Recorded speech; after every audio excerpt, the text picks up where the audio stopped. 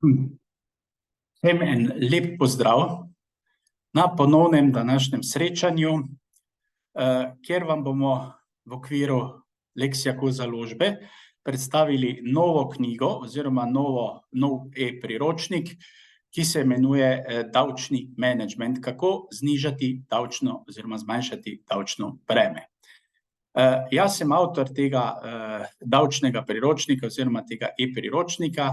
Izšel je preko portala Kobo Publishing in sicer konec julija 2023.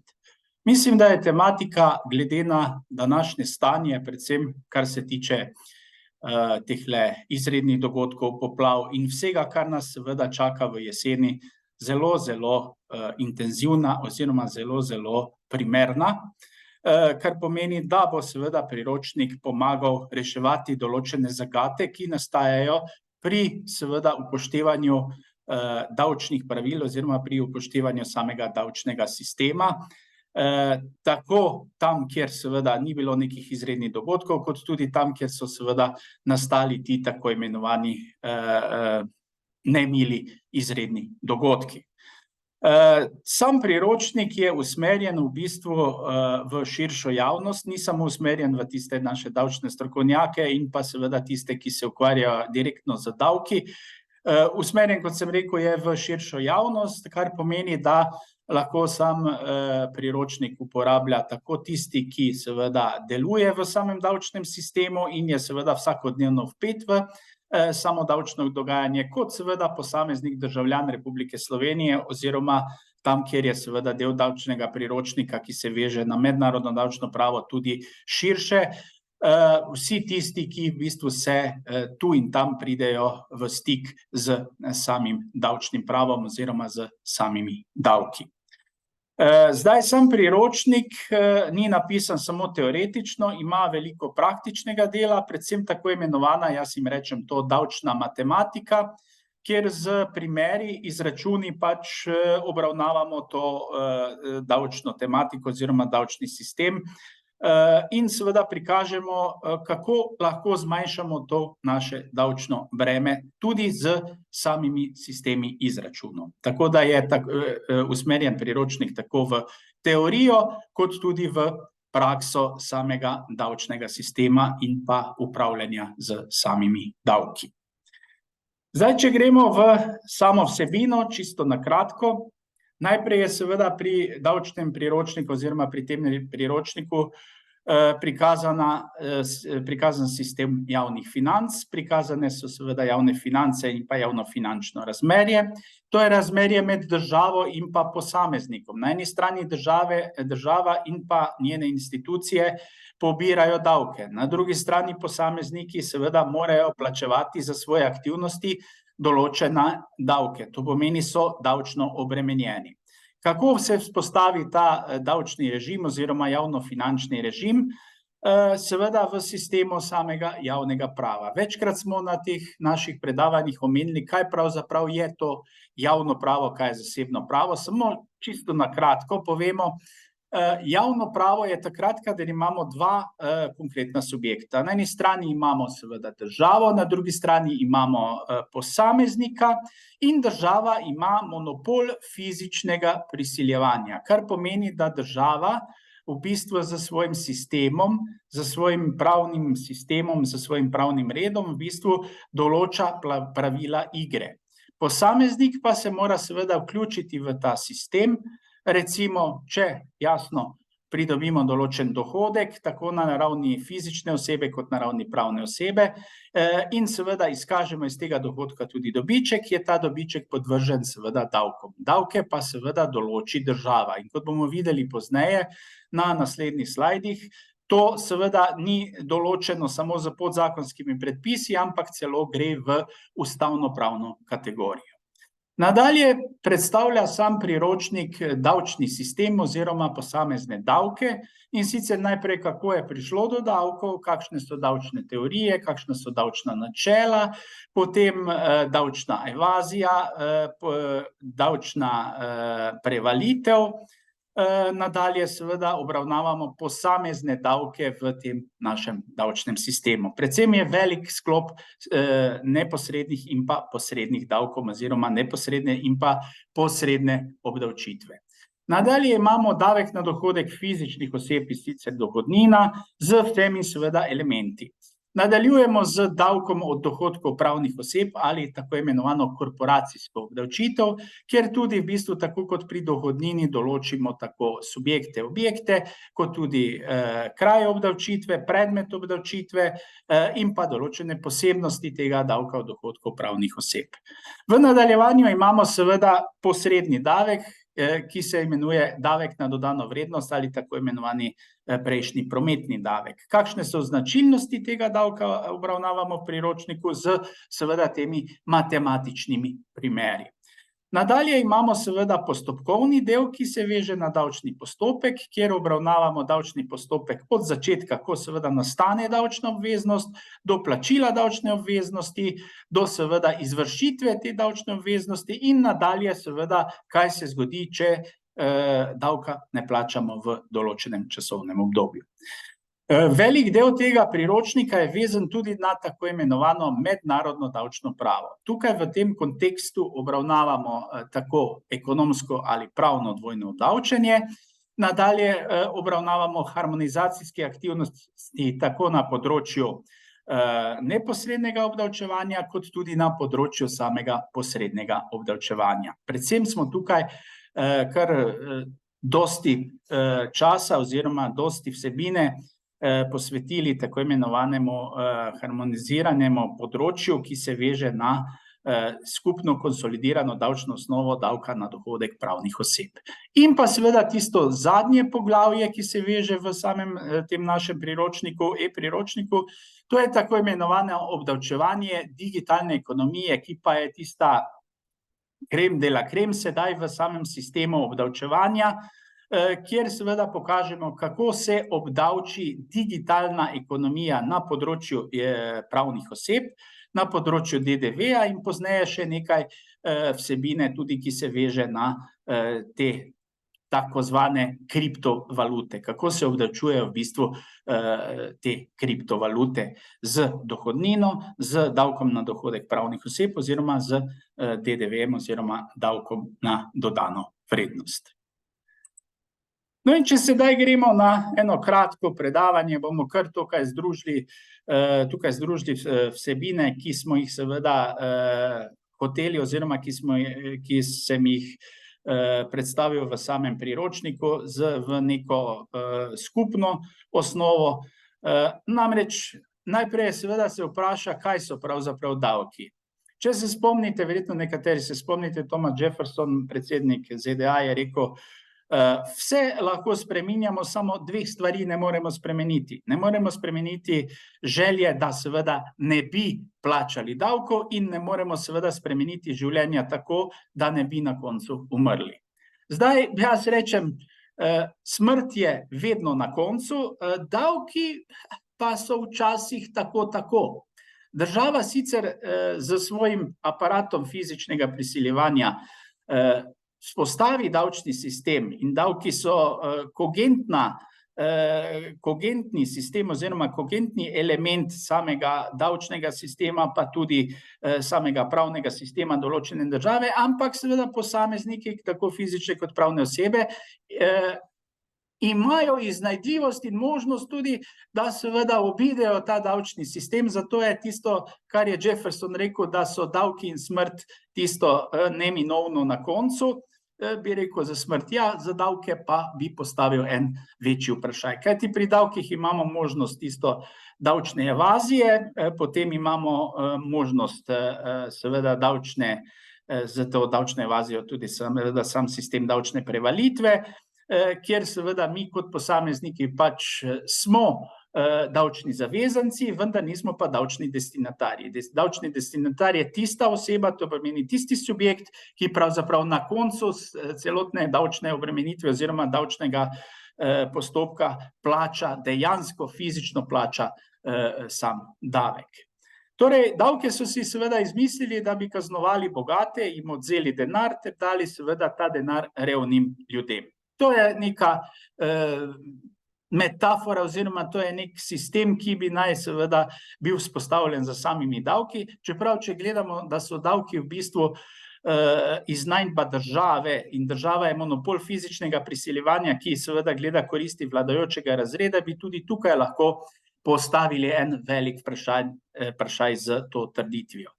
Torej, množica je seveda glasovala za uvedbo davkov, ki so seveda postali uzakonjeni za samo ustavo.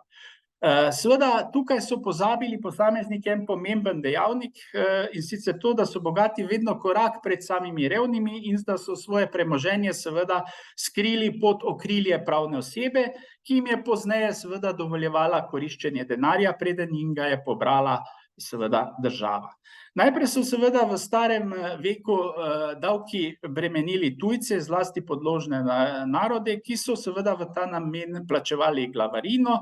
Glavni vir državnih dohodkov je bilo seveda državno premoženje in pa seveda prostovoljne dajatve. Glede na nizko stopnjo takrat seveda razvoja produkcijskih faktorjev, v tistem času je bila velikost premoženja najbolj otipljiv seveda znak gospodarske in pa seveda ekonomske ter s tem tudi davčne sposobnosti. Sprva so bile jasno obdavčene samo nepremičnine, pozneje pa seveda prišlo do obdavčevanja tudi dohodka oziroma pozneje tudi dobička. V srednjem veku so imeli davki seveda obliko neke pomoči, ki so jo dajali fevdalci srednjeveškemu vladarju, kadar seveda redni dohodki tega vladarja niso zadoščali za državne potrebe. Zdaj s krepitvijo tega našega vladarjevega položaja, nasproti seveda stanovom, so davki pridobivali na samem pomenu. Isto je seveda veljalo pozneje, ko je po zmagi meščanstva postal nosilec suverenosti seveda meščanski parlament in davki so potem seveda postali oziroma dobili naravo splošnih obveznosti oziroma splošnih dajatev. Davki so seveda izrazita zgodovinska kategorija, ki seveda odseva tako politično in ekonomsko ureditev vsakokratne družbe. Lahko rečemo jasno, da so davki v bistvu, zgodovina davkov je zgodovina borbe za večjo politično demokracijo in za pravičnejše ekonomske odnose v sami državni skupnosti. Zdaj, kakšne so pa jasno značilnosti tega našega davčnega sistema?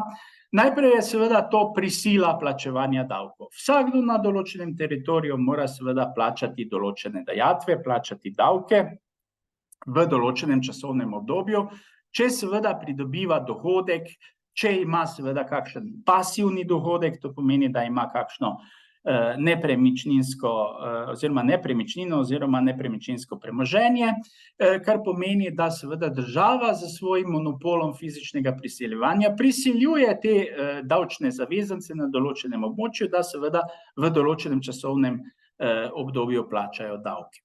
Derivativni prihodki države, kar pomeni, da so direktni prihodki države iz samih fizičnih in pa pravnih oseb. Davki imajo seveda obliko nevračljivosti, kar pomeni, da seveda tisto, kar posameznik, fizična ali pravna oseba da državi preko seveda samega davčnega postopka oziroma samega davčnega sistema, direktno se ne vrača nazaj kot neka korist, ampak se vrača kot neka splošna družbena korist. Kajti davki na eni strani so javni prihodki, ki polnijo proračune, tako proračune držav oziroma proračune lokalnih skupnosti, odvisno kako je seveda zapisano v sami ustavi oziroma zakonskih in podzakonskih predpisih, kar pomeni, da seveda sama lokalna skupnost, sama država pozneje seveda določi prioritete plačevanja in pa seveda izvajanja te splošne družbene koristi. To pomeni, davki so usmerjeni v izvajanje splošne družbene koristi oziroma davki so usmerjeni v bistvu v gradnjo infrastrukture, ki pozneje da neko splošno družbeno korist posameznikom na določenem teritoriju. Ne nudijo seveda posebnega nadomestila samim davčnim zavezancem. To pomeni zopet tisti, ki so nekaj plačali, ne bodo dobili direktno to nadomestilo nazaj oziroma ne bodo dobili direktno tega, kar so plačali nazaj, ampak v neki drugi splošni družbeni obliki, to pomeni v obliki te splošne družbene koristi. Teritorialno načelo plačila davka, to pomeni tam, kjer je nastal dohodek, se seveda izvrši tudi plačilo davka in se tudi plača davčna obveznost, oziroma tam, kjer nek posameznik ima svoj rezident oziroma ima svojo rezidenčno stopnjo oziroma rezidenčno točko oziroma tam, kjer ima svoje bivališče oziroma prebivališče. Tam seveda mora plačati davek. Prav tako je seveda izrazito pri davkih nedoločenost trošenja pobranih davkov, kar pomeni jasno to, da zopet, ko smo mi kot posamezniki dali določena denarna sredstva v proračun ali proračun države ali proračun lokalnih skupnosti, seveda nimamo točno določeno, zakaj bo to šlo v prihodnosti. To pomeni, sredstva, kam bodo šla ta sredstva v prihodnosti, nimamo nedvoumno določenih, ampak imamo preko samih proračunov, preko projektov, ki so seveda vpisani oziroma formirani v samem proračunu lokalnih skupnosti in države, določeno, kako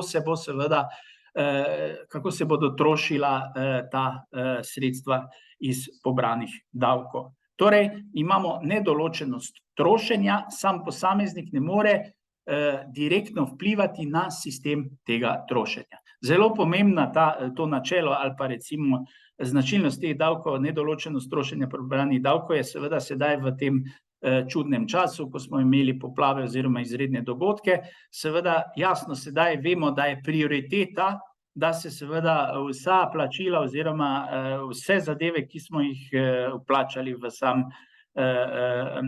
sam proračun oziroma proračun lokalnih skupnosti in proračun države, se seveda usmerijo v reševanje teh izrednih dogodkov. To pomeni, ti izredni dogodki, bomo rekli, imajo prednost pred tistimi splošnimi družbenimi koristmi, ampak pozneje pa jasno mora priti tudi do izvrševanja oziroma oblikovanja sredstev za trošenje v usmeritvi te splošne družbene koristi.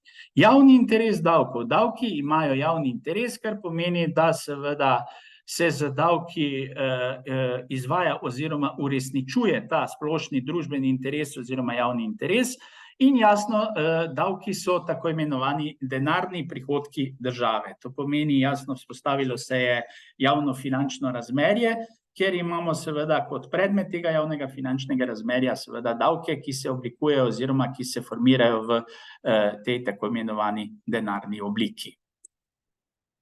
No, sedaj bomo pa preko teh naših davčno-finančnih oziroma davčno-finančnih načel obdelali seveda davčno-finančne vidike obdavčevanja, ekonomske vidike obdavčevanja, socialne vidike obdavčevanja in pa administrativno-tehnične vidike obdavčevanja. Prvo tako imenovano načelo, ki se veže na davčno-finančne vidike, to pomeni tiste najbolj pomembne vidike samega obdavčenja, je seveda načelo izdatnosti. Kaj zdaj to načelo izdatnosti označuje? To označuje jasno, da se morajo davki z ostalimi javnimi dajatvami v bistvu omogočiti sredstva, ki so neobhodno potrebna za pokrivanje planiranih odhodkov. Kar pomeni, da seveda jasno, če bi imeli idealno razmerje v samem javnofinančnem sistemu, bi morali se seveda javni izdatki pokrivati z javnimi prihodki in to v nekem ravnotežju. To je tako imenovano zlato pravilo javnofinančnega razmerja, ki naj bi bilo seveda jasno vpisano tudi v Ustavo Republike Slovenije. Vendar to se redko kdaj zgodi. Kaj se dogaja? Več ali manj imamo v bistvu neravnotežje med javnimi izdatki in pa javnimi prejemki oziroma javnimi dohodki. To se seveda pozneje rezultira v presegu sredstev oziroma pomanjkanju sredstev v samem proračunu oziroma proračunih lokalnih skupnosti oziroma proračunu države. ki seveda pozneje v samem javnofinančnem sistemu zahteva rebalans proračuna. Če je to seveda jasno razmerje porušeno tako, da bi lahko vplivalo na celoten sistem javnofinančnega delovanja države, je potrebno seveda jasno izvesti rebalans proračuna, kjer se na novo določijo postavke samega proračuna in se seveda to ravnotežje ali vzpostavi ali pa se približuje vzpostavitvi tega dejanskega ravnotežja. Torej, načelo izdatnosti, sredstva, ki so neobhodno potrebna za pokritje planiranih odhodkov. Zdaj, načelo elastičnosti pa zahteva, da se davki časovno in pa vsebinsko prilagodijo spremembam v višini javnih izdatkov. Torej, zdaj seveda bomo imeli več javnih izdatkov zaradi seveda izrednih dogodkov, poplav in pa vetroloma, kar pomeni, da se morajo seveda tudi davki oziroma vse dajatve nekako prilagoditi tem spremembam v višini javnih izdatkov, kar seveda določa načelo elastičnosti tako imenovanega povpraševanja in pa ponudbe, ki je tudi določeno v samem davčnem sistemu. Nadalje imamo tako imenovano načelo uporabnosti, ki seveda določa, da so davki postavljeni tako, da naj bi najmanj vplivali na ekonomske odločitve gospodarskih subjektov. Zdaj, v zgodovini davkov oziroma zgodovini samega davčnega sistema smo imeli različne vplive z strani države.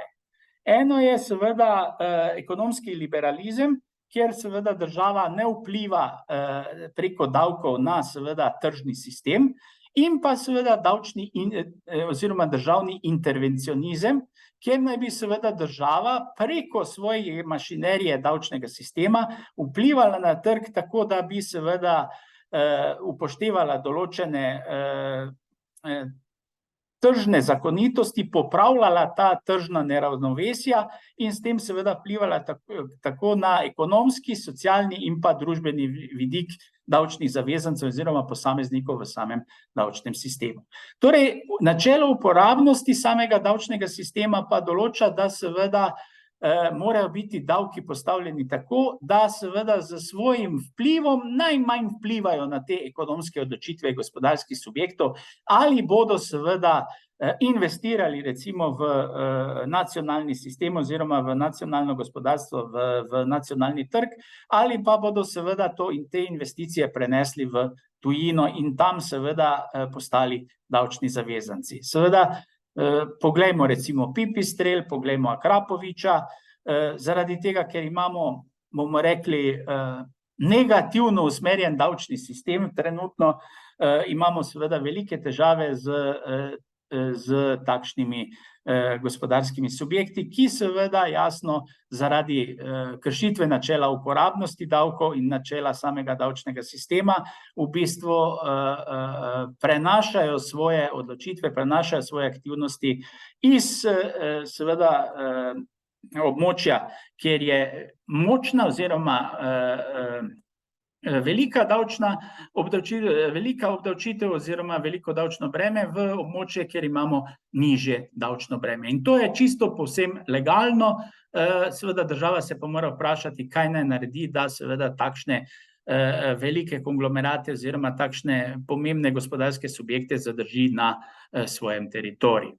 Potem imamo načelo umerjenosti davčne obveznosti, kjer seveda se zahteva umerjenost v pogledu višine obdavčevanja.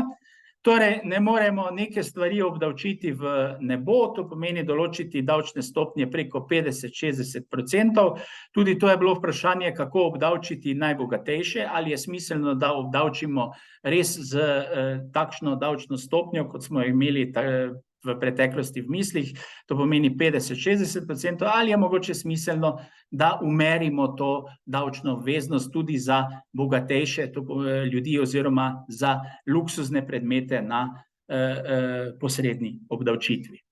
Torej, določati je potrebno višino obdavčevanja, tako da upoštevamo jasno delovno sposobnost samega posameznika, razvijanje ekonomske aktivnosti samega posameznika, kajti vse to nam pozneje lahko seveda daje pozitivne učinke, če imamo seveda davčni sistem tako umerjen oziroma usmerjen v te elemente.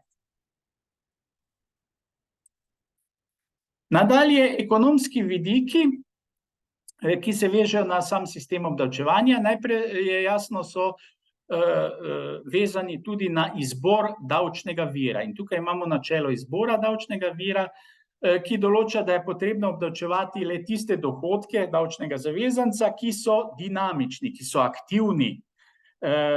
Torej, da se v nekem časovnem obdobju obnovijo, obnavljajo. Statičnega dohodka, statičnega premoženja naj ne bi obdavčevali. To statično premoženje bi lahko obdavčevali samo preko zakona in samo takrat, kadar imamo izredne razmere oziroma kadar smo v izrednem stanju. Kar pomeni, takrat, ko smo v vojnem stanju, je možno seveda za obrambo države povečati proračun, tako da se seveda obdavči tudi statično premoženje. Tukaj vas opozarjam na seveda željo države, predvsem levih strank, ki želi seveda vzpostaviti sistem davka na nepremičnine. Eno je davek na promet nepremičnin, ki se veže na posredni davek, to pomeni na davek, ki se veže na promet na določenem teritoriju. Drugo pa je seveda davek na nepremičnine. In to je davek obdavčevanje statičnega premoženja. Kot smo rekli, to je možno samo takrat, kadar imamo izredne razmere in ne vem, če imamo sedaj v našem sistemu oziroma v naši državi izredne razmere oziroma takšne razmere, da bi morali seveda oblikovati sistem obdavčevanja nepremičnin. Pa ta želja same države oziroma državnih inštitucij je bila sprožena že pred temi našimi izrednimi dogodki, pred korono, pred vojno v Ukrajini, pred seveda našimi poplavami tukaj v mesecu juliju in pa avgustu. Torej, statično premoženje posameznika samo takrat, kadar imamo res razglašene izredne razmere in smo res v nekem vojnem stanju oziroma v nekem konfliktu. In samo z zakonom, ne z podzakonskimi predpisi, odredbami, pravilniki in pa odloki. Nadalje seveda načelo stabilnosti davčnega sistema, ki vpliva na ta ekonomski vidik obdavčevanja, ki določa, da je potrebno postaviti takšen davčni sistem, ki se tekom nekega daljšega časovnega obdobja ne bo spreminjal. Zelo dobro ste slišali, preko daljšega časovnega obdobja ne bo spreminjal. Pri nas spreminjamo, imamo malo, večjo, srednjo davčno reformo na vsakih 6 mesecev. Da ne govorimo o pravilnikih, o podzakonskih predpisih, ki se spreminjajo vsake 3 mesece.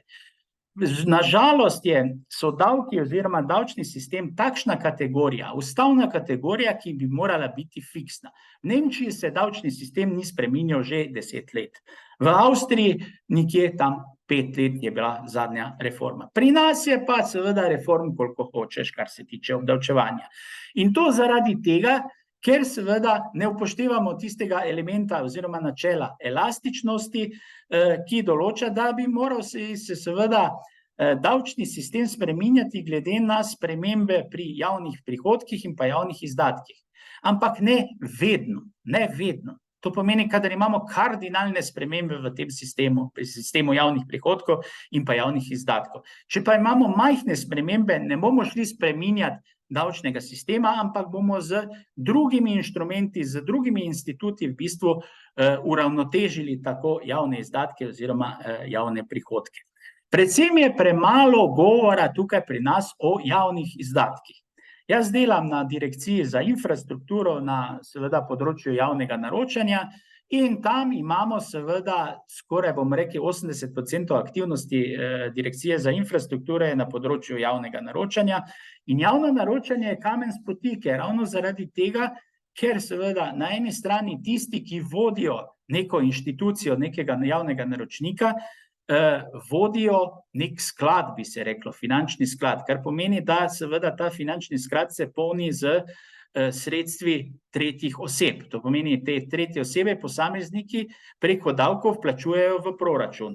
In seveda zdaj javni naročniki del tega proračuna uporabijo za izvajanje teh splošnih družbenih potreb in pa izgradnjo javne infrastrukture. Ampak to ni njihov denar.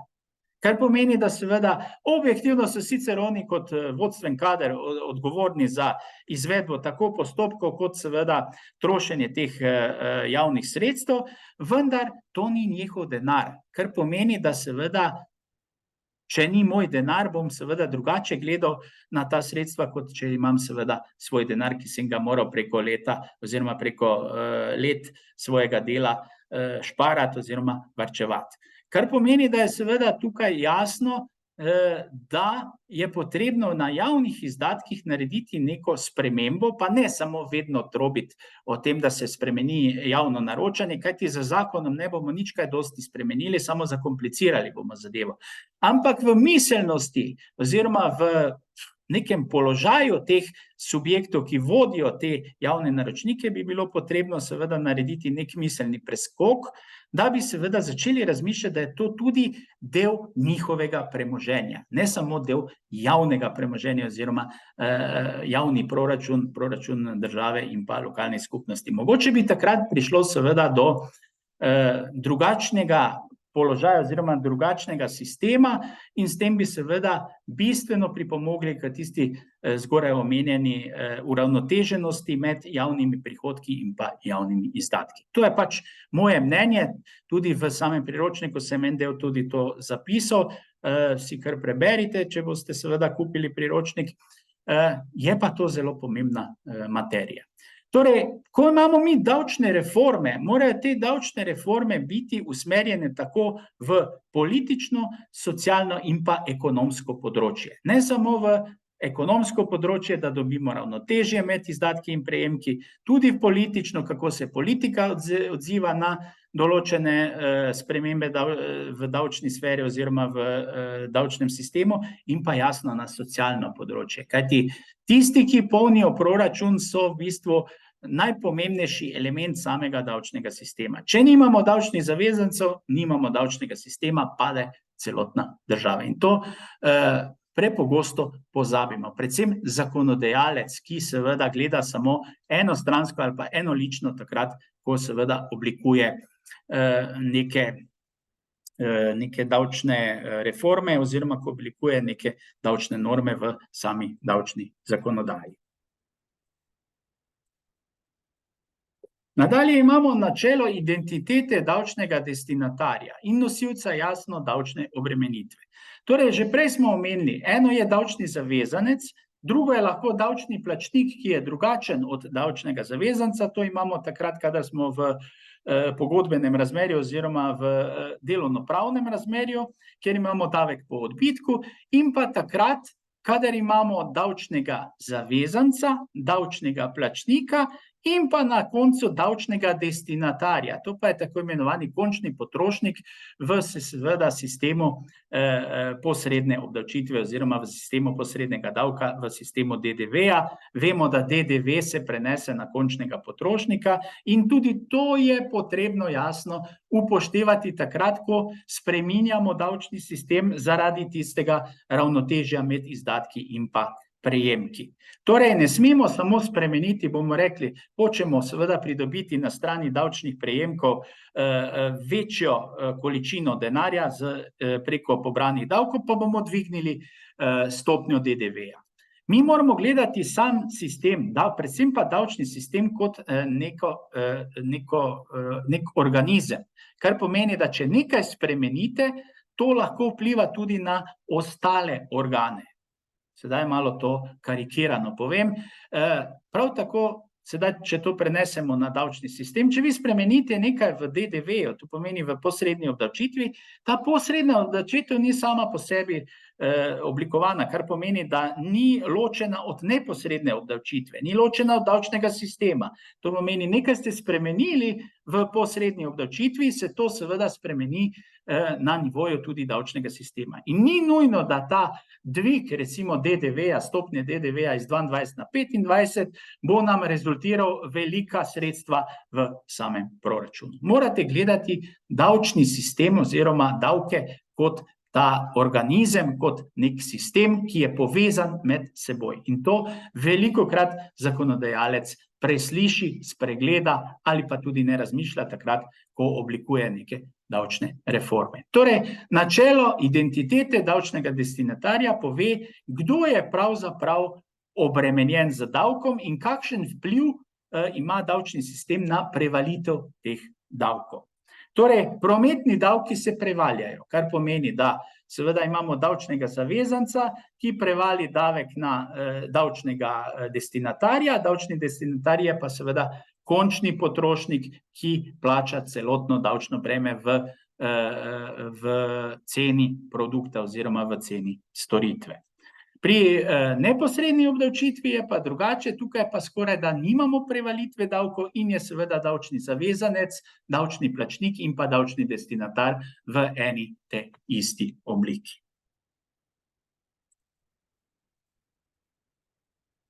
Nadaljujemo z socialnimi vidiki.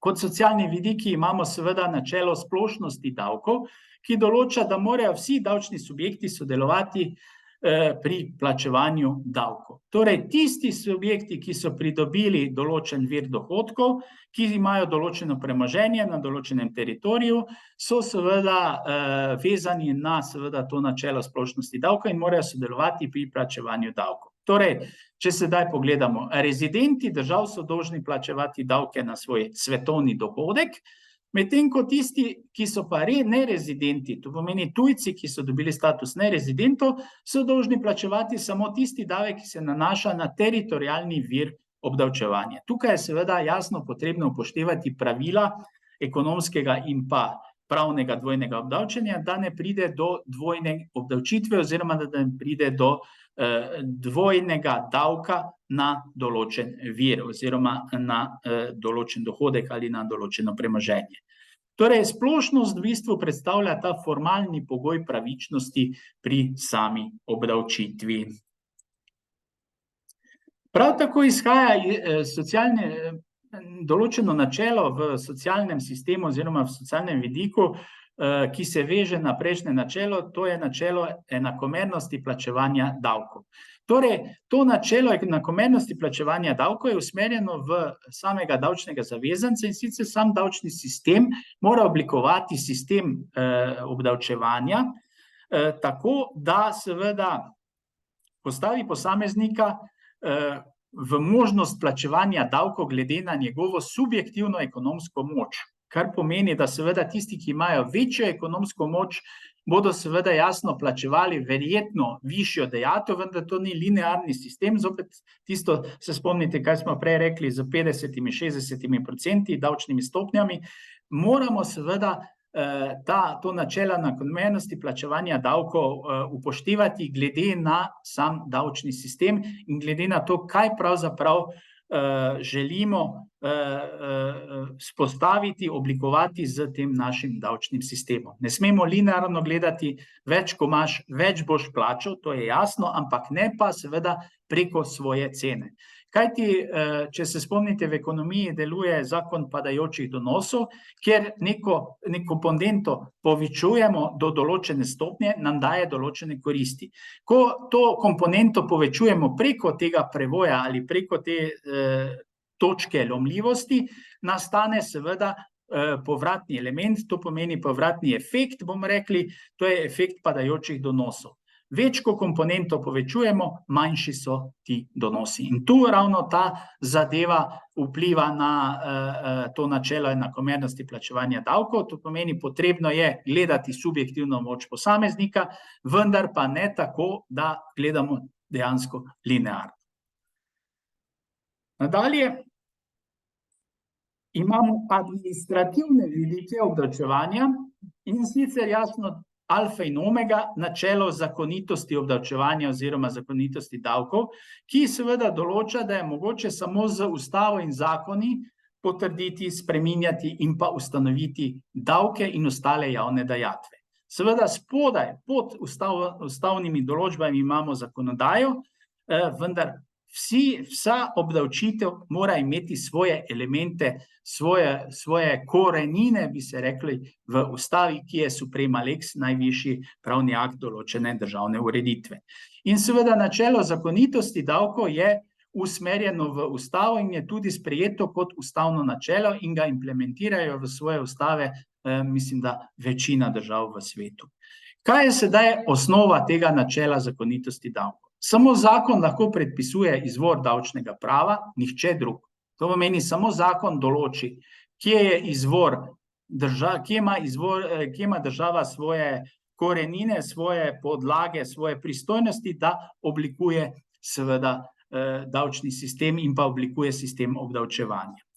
Tolmačenje davčnih norm je mogoče samo v restriktivnem okviru. To pomeni, zaradi tega, ker je to kogentno določeno v sami zakonodaji, je potrebno tudi upoštevati to kogentnost v samem javnofinančnem oziroma davčno-finančnem razmerju, kar pomeni, da ne moremo seveda te davčne norme širiti na nek širši krog oseb ali na nek širši krog objektov, ampak moramo točno upoštevati, kaj davčna norma zapoveduje, prepoveduje oziroma nam omogoča in se držati teh davčnih norm. To pomeni tolmačiti davčne norme v restriktivnem okviru.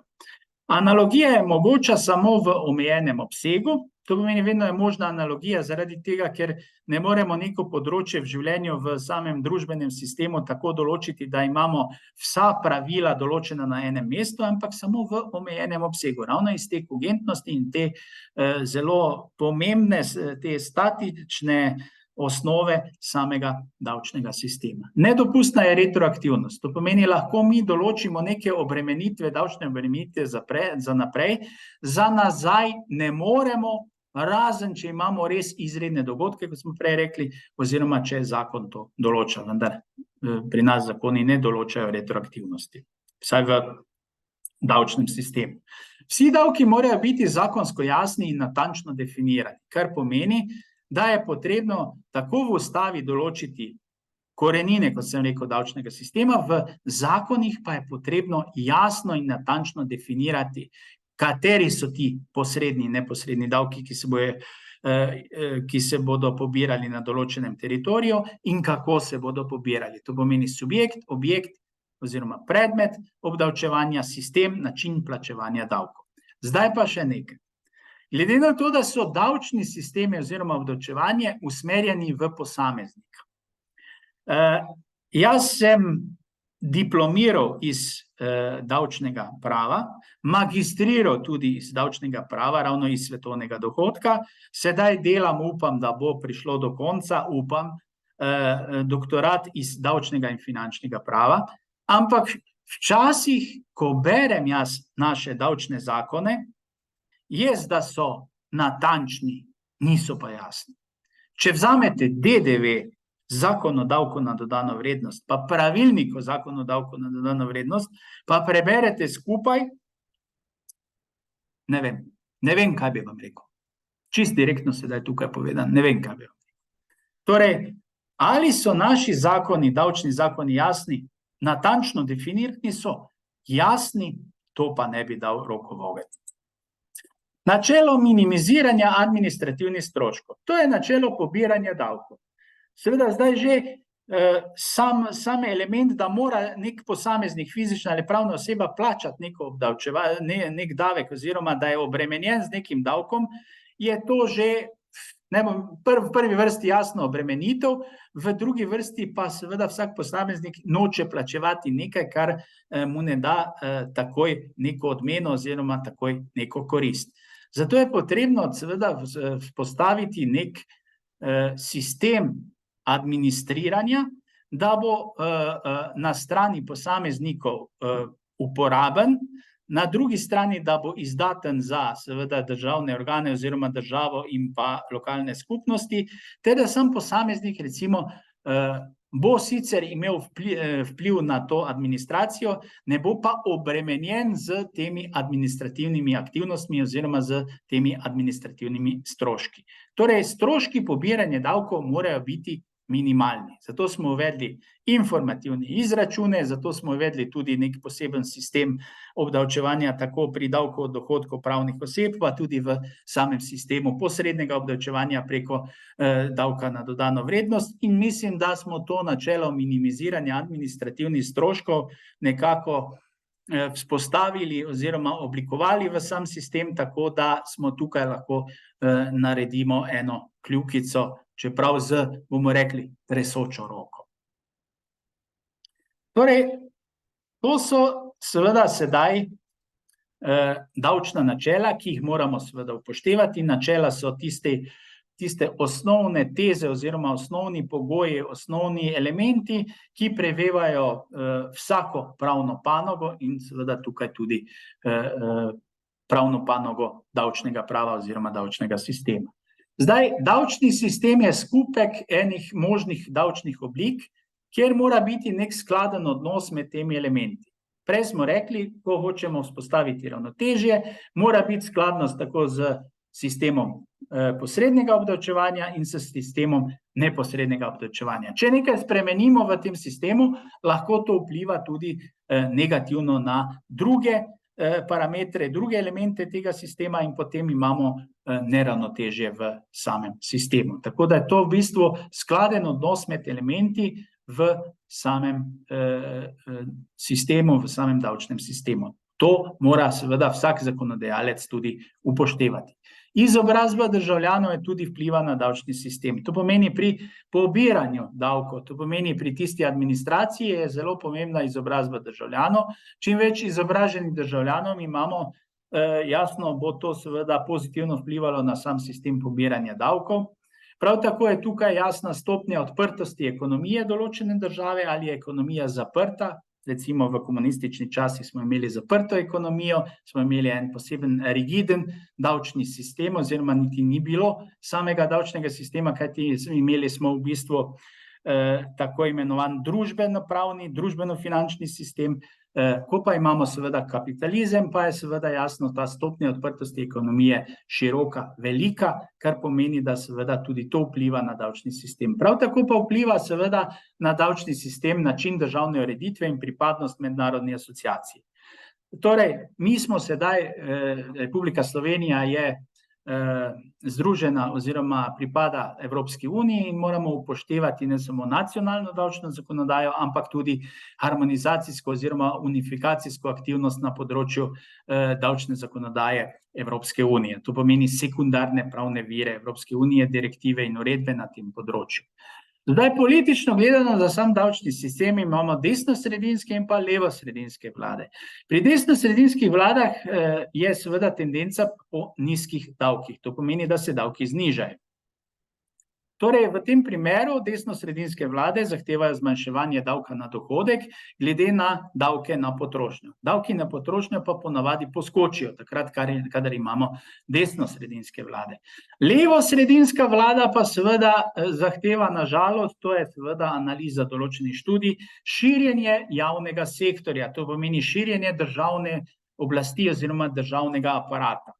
Torej, v tem primeru, jasno, če širimo državni aparat, moramo seveda povečati sredstva v proračunu, zato seveda zahtevajo levosredinske vlade višje in natančnejše obdavčevanje. Višje stopnje davkov tako glede na davek na dohodek, kot glede na davek na potrošnjo. In seveda pri nas uvajajo ponavadi levosredinske vlade tudi tisti pasivni davek oziroma pasivno obdavčitev, kjer imamo seveda obdavčitev premoženja preko davka na nepremičnine. In hvala Bogu, da seveda do tega še ni prišlo. Se pa seveda sama državna oblast usmerja v to pasivno obdavčitev.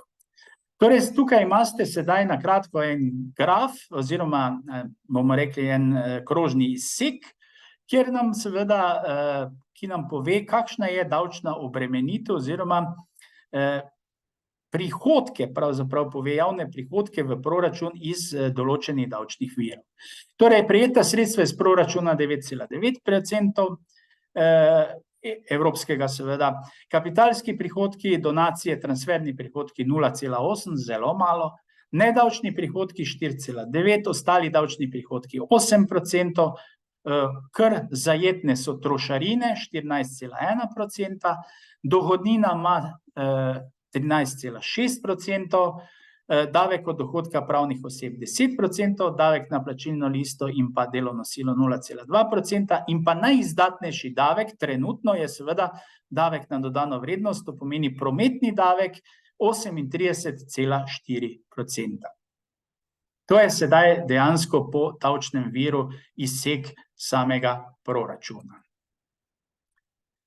No, ta zadeva, ki je sedaj na slajdu, pa seveda negativno vpliva na položaj Slovenije glede same davčne zakonodaje v Evropi in v svetu, kajti določa, da seveda Slovenija ima najvišjo marginalno davčno stopnjo v samem davčnem sistemu. To pomeni, Slovenija ima 61,1%, to je vir Wall Street Journal, od seveda vseh ostalih držav, od Belgije, Portugalske, Finske, Francije, Švedske, Slovenija v Evropski uniji, pa tudi širše, ima najvišjo marginalno, to pomeni najvišjo tisto stopnjo, davčno stopnjo na seveda dohodek, kar seveda jasno negativno vpliva na sam davčni sistem. Torej, kako bi to zadevo pojasnili mogoče drugače? Recimo, če vzamemo Singapur, človek v Singapurju, če gledamo, da je davčno obdobje oziroma poslovno leto enako koledarskemu letu, v Singapurju, to je sedaj malo seveda prirejeno pa karikirano, v Singapurju bo za državo posameznik delal do meseca aprila, od meseca maja dalje pa za sebe. Pri nas je pa tak, da bo posameznik za državo delal do septembra, od meseca oktobra pa za sebe. To je nekako tisto, kar imate tukaj na slajdu, pretočeno v neko, bomo rekli, davčno zgodbo.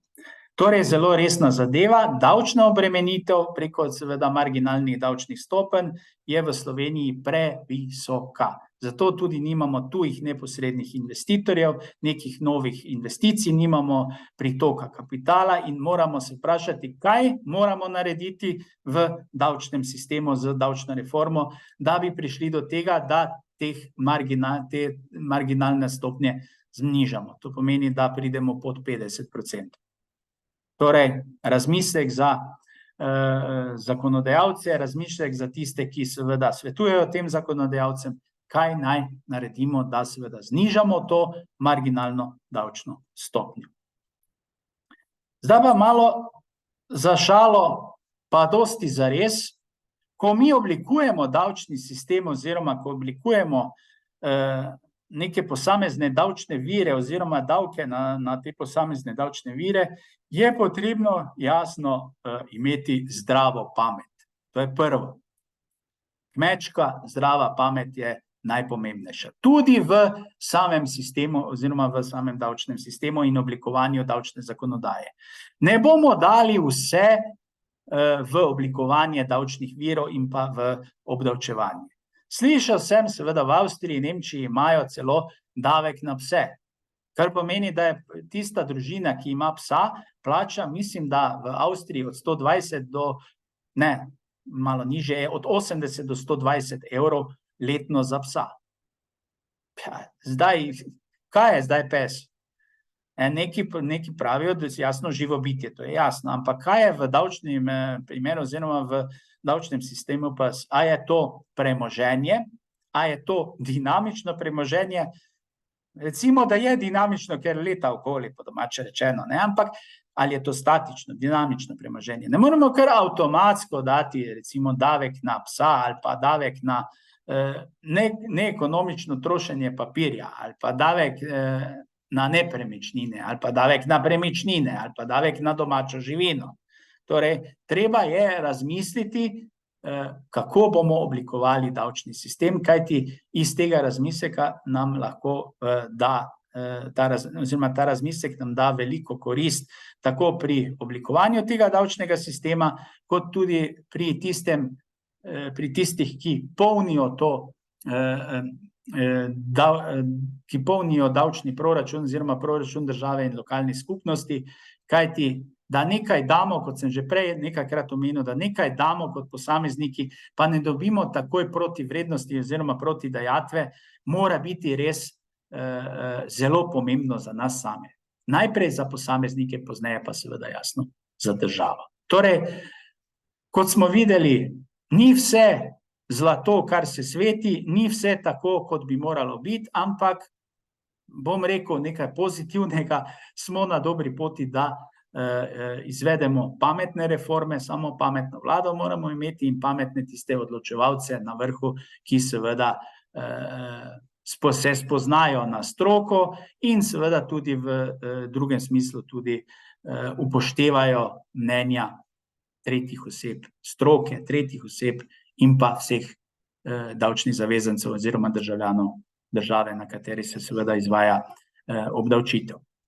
Torej, to bi sedaj bilo na kratko ta nek uvod v sam davčni sistem, torej še generalije tega našega priročnika. Število strani je 319, cena je 44,90 evra, dobitega na Kobo platformi. Torej, kot sem rekel, veliko imamo praktičnih primerov v samem priročniku, to pomeni te davčne matematike, primeri z številkami in pa z mnenji in pa usmeritvami, ter tudi kar veliko te tehnične oziroma teoretske osnove. Torej, priročnik je zelo primeren ne samo za strokovnjake z področja davkov oziroma financ in pa davčnega prava, ampak tudi za posameznike, za vse tiste, ki jih vežejo davki in pa so vpeti v samo obdavčevanje Republike Slovenije in pa seveda mednarodno obdavčevanje. Torej, sedaj bi se zahvalil za pozornost preko interneta oziroma vseh tistih, ki gledate ta posnetek. Upam, da vam je bil koristen. Nadaljevali bomo z predstavitvami samih e-priročnikov. V jesenskem delu imamo kar nekaj e-priročnikov, predvsem najprej bo seveda priročnik, ki se veže na ustanavljanje in upravljanje gospodarskih subjektov. Pozneje bomo naredili priročnik, ki se usmerja v nepremičnine, to pomeni upravljanje z nepremičninami.